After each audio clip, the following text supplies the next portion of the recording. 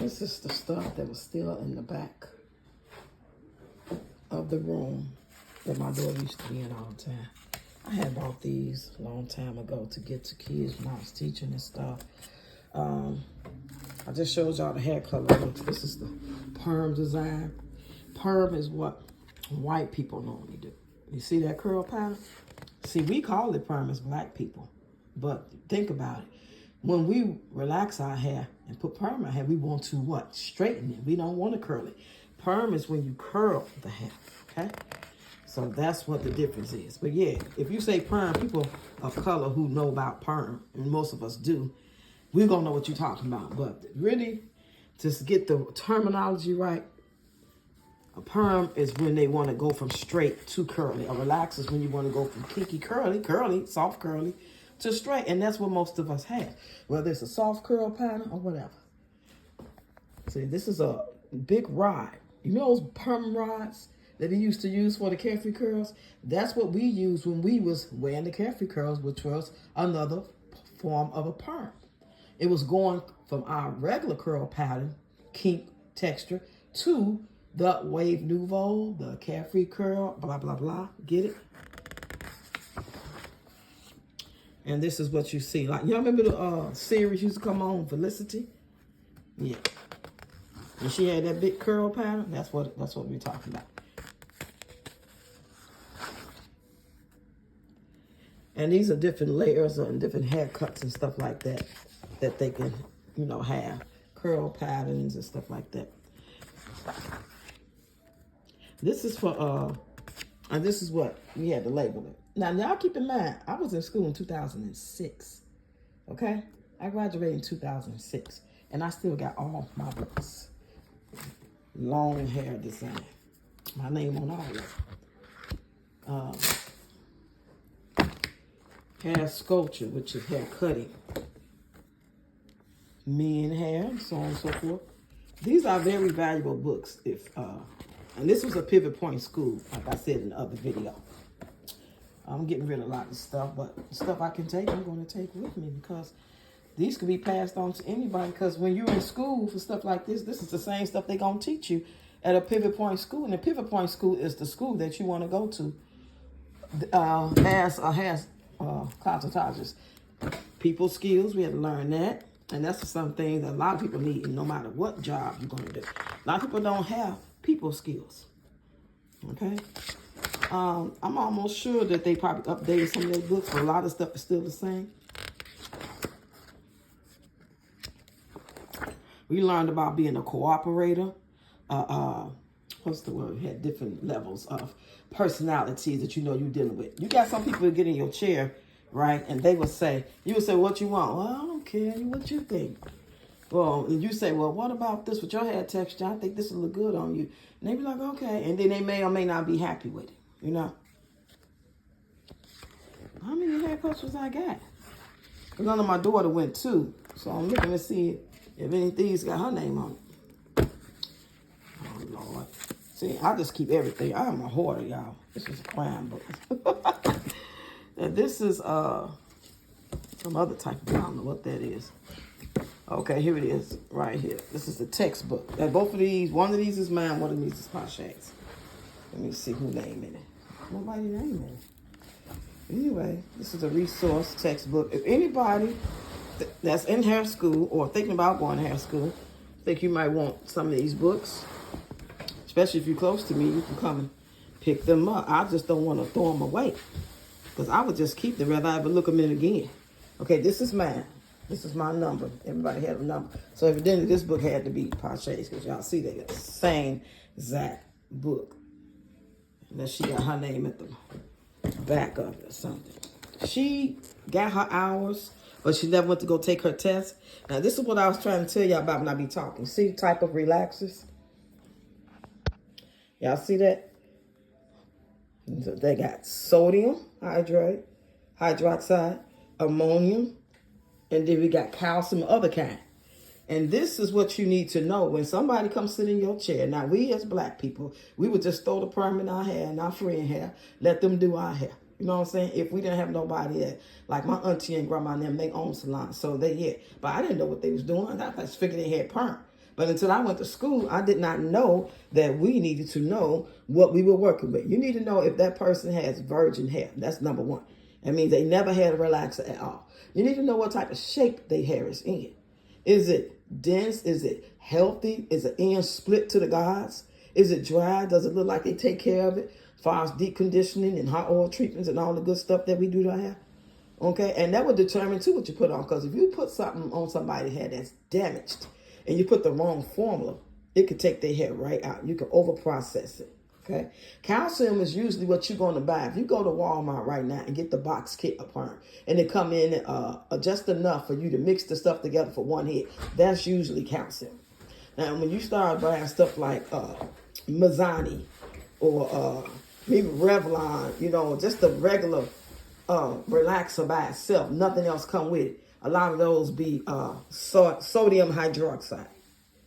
So we would have to know, like, she give us a scenario. You got a little 12-year-old, her mom wants to have a relaxer, hair's really, really long and thick. What formula would you use? Would you use sodium? Would you use ammonia? And you would use sodium. Sodium relaxers prior to 1960s were called base relaxers. These relaxers required that protective cream base be applied to the scalp prior to the relaxer service. Following the 60s, no base chemical relaxers were developed.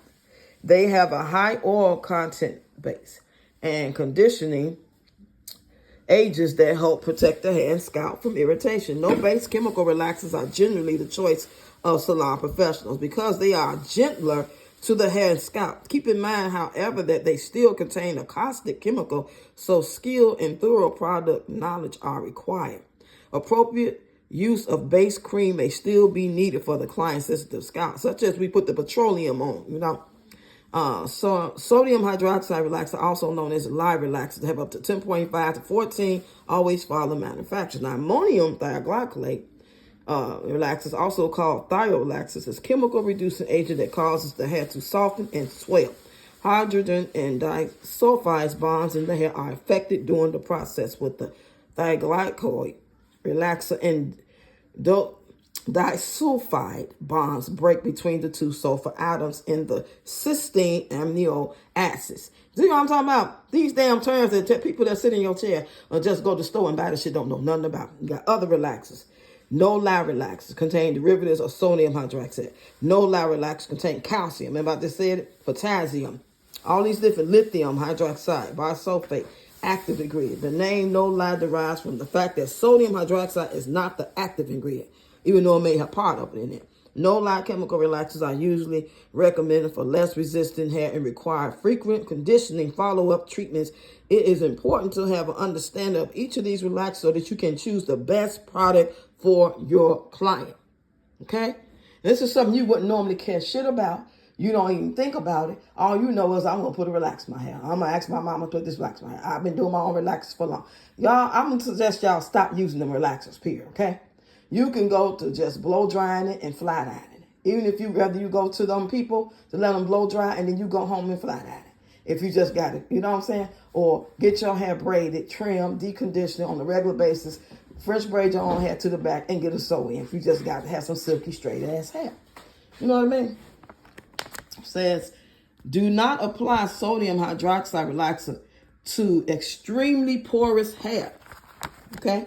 Porous means your hair soaks up all kind of moisture very fast. That's what that means.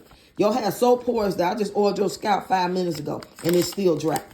That has been colored with permanent hair color or lightened hair decolorized / bleach. Also, do not apply sodium hydroxide to hair that has been permed with ammonia thioglycolate or to hair that is going to be permed with ammonia. Multiple services performed over the hair reduces the number of bonds in the hair, which can cause several breakage. Like I talked about earlier in the other video. You getting the relaxer, now you want hair color or you want bleach. Do not think you're going to wear hair color over your relaxer and you relax all the time. Now, if you're the type of person relax your hair 2 times a year and you got decent graining, but you just like to relax a little bit and then you blow dry and you flat iron, you decondition, you trim it, you do all the good shit. You won't do that, you know what I'm saying? But you careful because if you're the type of person who only relax your hair once or twice a year, when you let your hair grow out and you're not taking care of it, that line of demarcation which is from the roots that grew out. Now it's kinky as hell, right? This is all your nappy shit, whether it's soft nappy or hard nappy. And everything from here on down is straight. It's going to start to break if you're not deconditioning and transforming to stop using relaxers by deconditioning. I mean, in the salon, not that shit in the store. You're sitting under the cap, getting them ends trimmed every 2 months or whatever, and using certain products. That way it's safer. And then you braid your hair, put your wig on, get your sew-in, or wear your braids or whatever. You got to take care of it. You got to stop this just covering up your hair with this bullshit of braids and wigs and all that stuff. And underneath, look a whole fucking dry rat ass, baboon's ass mess. Stop. Stop it, y'all. Okay? And you're training your daughters to do that when they see you do that. Some people will take their braids out from their last sew-in, been in 2 months, and then think somebody gonna sew in right on top of it. Won't even take it down and wash it or nothing. Okay, this is an 11-minute video so far. Let me hurry up. See what else we got over here. I think that's pretty much it. This is the books I have, and I went to culinary arts. I went to school online for this. I couldn't deal with it, so I didn't finish it. But y'all, I just want to share with y'all, since I'm doing all this spring cleaning and realizing that, damn, you still got stuff from 2006. I still got stuff from the 90s, y'all. I still had a receipt, a whole damn old lease from 99. Yeah, about 99. Yep, I still had that lease. What's in this box?